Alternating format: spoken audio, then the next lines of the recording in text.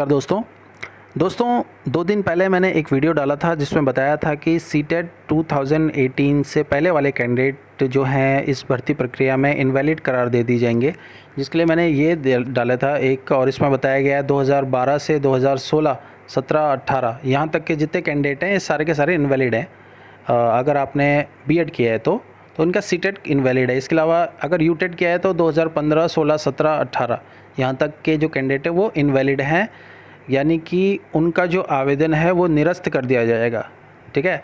अब इस वीडियो के बाद फिर काफ़ी कैंडिडेट्स ने बाकी यूट्यूबर्स को पूछा होगा और उन्होंने गोलमोल बातें करी हैं। उन्होंने सिर्फ जो आपके टेट की वैधता को दिखाते हुए कह दिया कि नहीं, ऐसा नहीं हो सकता। तो इसके बारे में मैं पूरी चर्चा करने वाला हूँ। आप लोग पूरा वीडियो देखिएगा, उसके बाद खुद डिसाइड करिएगा कि बीएड कैंडिडेट्स को 2018 से पहले सीटेट और यूटेट क्वालिफायर्स अगर हैं तो इस भर्ती में लिया जाएगा या नहीं लिया जाएगा, और उनका सीटेट और यूटेट फर्जी है बिल्कुल, ये अभी आपको पता लग जाएगा इसी वीडियो में।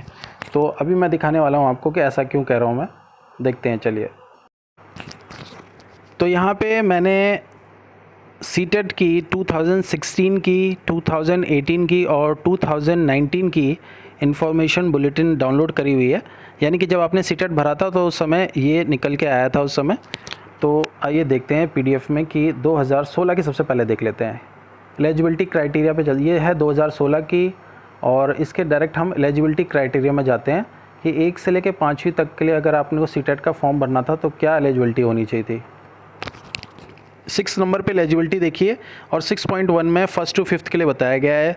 सबसे पहले कहा गया है कि सीनियर सेकेंडरी यानी 12वीं में 50% होनी चाहिए आपकी, और 2 साल का डीएलएड होना चाहिए, या फिर सेकेंड ईयर ऑफ डीएलएड में अपेयरिंग होनी चाहिए। उसके नीचे और करके लिखा हुआ है 45% मार्क्स डीएलएड में होने चाहिए और 2 साल का डीएलएड होना चाहिए। फिर लिखा हुआ है और करके +2 में 50% होनी चाहिए, या फिर 4 साल का बीएलएड होना चाहिए। नेक्स्ट लिखा हुआ है और करके कि 50% इन +2 और 2 साल का आपके पास डिप्लोमा इन एजुकेशन होना चाहिए, वो भी स्पेशल एजुकेशन वालों के लिए। और लास्ट में और करके लिखा हुआ है ग्रेजुएशन एंड पास्ट और appearing in the final year of 2 year diploma in elementary, यानी कि ग्रेजुएशन होनी चाहिए और 2 साल का डिप्लोमा इन एलिमेंट्री एजुकेशन होना चाहिए। ठीक है। तो ये है एलिजिबिलिटी क्राइटेरिया 2016 की। यहाँ पे कहीं पे भी बीएड का नाम है ही नहीं।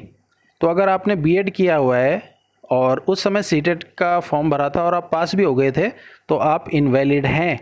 ठीक है। अगर आपका नाम आ भी जाता है तो आप पे जो है वो आप मतलब आपके जो सीटेट की जो सर्टिफिकेट है वो एक फ्रॉड माना जाएगा। ठीक है। तो ये 2016 के लिए बताया, मैं देखता हूँ उसके बाद मैंने 2018 का दिखाता हूँ। आज इस बारे में पूरा बताने वाला हूँ मैं। 2018 में देखिए आप एलिजिबिलिटी क्राइटेरिया क्या था। ये है 2018 का eligibility criteria, same to same है। 6.1 में आप देख सकते हैं, यहाँ पे कहीं पे भी बीएड कैंडिडेट का कोई जिक्र ही नहीं है। तो 2016 तक बीएड कैंडिडेट 2018 तक बीएड कैंडिडेट एलिजिबल ही नहीं है फॉर्म भरने के। अगर 2018 तक नहीं है तो उन्होंने फॉर्म कैसे भर दिया सीटेट का। ठीक है, सेम टू सेम वही एलिजिबिलिटी है। अब देखते हैं 2019 का। ये है 2019 का, और 2019 में हम देखते हैं कि क्या कुछ चेंज हुए हैं या नहीं हुए हैं। ये देखिए आप एलिजिबिलिटी 6.1 में सीनियर सेकेंडरी वही +2 में 50% होनी चाहिए और 2 साल का डीएलएड होना चाहिए, और उसके बाद 45% इन +2, फिर 2 साल का डीएलएड, 4 साल का बीएलएड, 12वीं में 50%, उसके बाद +2 में 50%, 2 साल का डीएलएड स्पेशल एजुकेशन। अब यहाँ पे 2019 वाले में graduation with 50% marks and bachelor of education, यहाँ पे बीएड जोड़ दिया गया है। देखिए 2019 में बीएड जोड़ा है। उसके अलावा इसके नीचे देखिए who has acquired the qualification of bachelor of education from the NCT recognised institution shall be considered for appointment as a teacher in class 1st to 5th provided the person so appointed as the teacher shall mandatory undergo 6 month bridge course, और 6 महीने का bridge course भी करने के लिए कहा गया है उन कैंडिडेट्स को जिन्होंने बीएड किया होगा। वो भी तब जब वो ज्वाइन कर लेंगे और 2 साल के अंदर ब्रिज कोर्स करेंगे। तो 2019 में जोड़ा गया है बीएड के कैंडिडेट्स को। तो इससे पहले के जो बीएड के कैंडिडेट्स हैं वो तो इनवैलिड है अगर उन्होंने सीटेट पास किया है, ठीक है, और उन्होंने फॉर्म तो भर दिया है लेकिन वो फॉर्म जो है वो इनवैलिड माना जाएगा। ठीक है दोस्तों, तो यहाँ से आपको पूरा क्लियर हो गया होगा। अब जो बाकी यूट्यूबर्स हैं वो क्या बता रहे थे इस बारे में वो मैं बताता हूँ कि वो गलत कहाँ पे थे। ओके, तो यूट्यूबर्स जो हैं वो ये दिखा रहे हैं आपको यूटेट 1 और यूटेट 2 की, इसमें कहा गया है कि 11 फरवरी 2011 से लागू हो गया है, यानी कि अब जो इसकी वैधता है यूटेट की या सीटेट की वैधता है वो अब लाइफ टाइम के लिए हो गई है।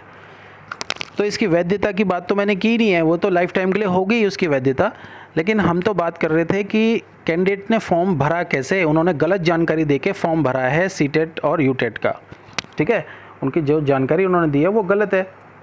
ये जो कैंडिडेट हैं इन कैंडिडेट का बिल्कुल निरस्त होने वाला है अगर आपने फॉर्म भरा है तो, ठीक है, इसको ढंग से पढ़ लीजिएगा।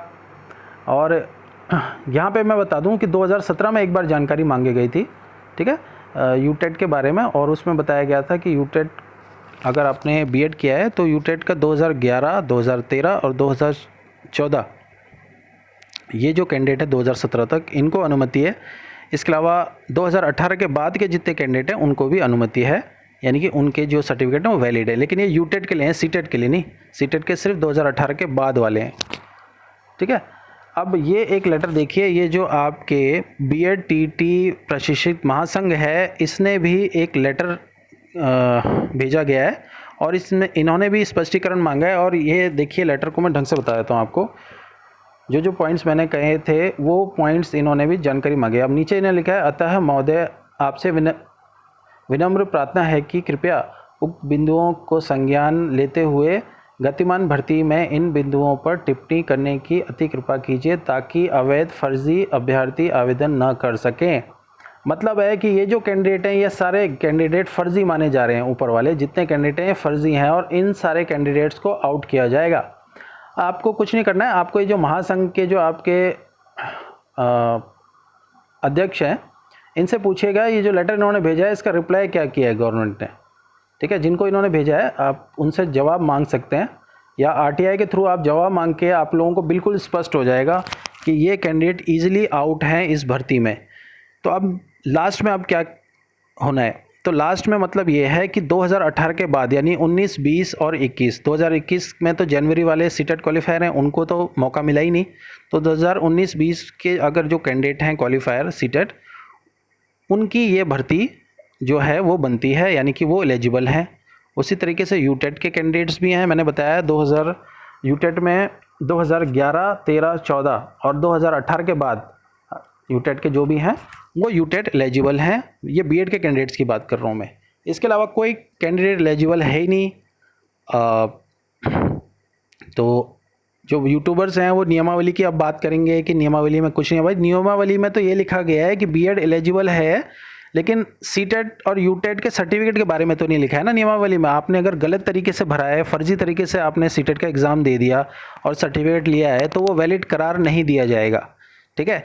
तो जितने भी सीटेट ये यहाँ पे मैंने बता दिया है, जितने भी सीटेट ये सामने लिखे हुए हैं 12, 13, 14, 15, 16, 17, 18 तक के सीटेट क्वालिफायर हैं और वो बीएड किए हुए हैं तो वो सारे फर्जी हैं।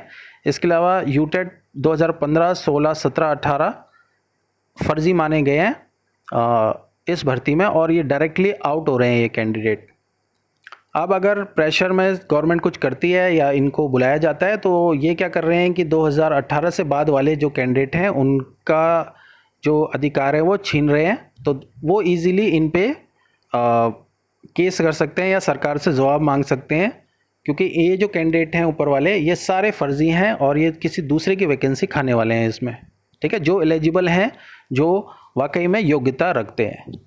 तो आपको कुछ नहीं करना है, आपको अपने जो प्रभारी हैं उनसे इस लेटर का रिप्लाई मांगना है कि इसका रिप्लाई क्या आया उनके पास, और जब रिप्लाई आप पूछ लेंगे तो आप लोगों को समझ में आ जाएगा कि मैंने बिल्कुल 100% सही बात बोली है। कोई भी यूट्यूबर हो, कोई भी मेरी बातों को काट नहीं सकता है, ये 100% बिल्कुल फाइनल और ट्रू बात है। Thank you everyone.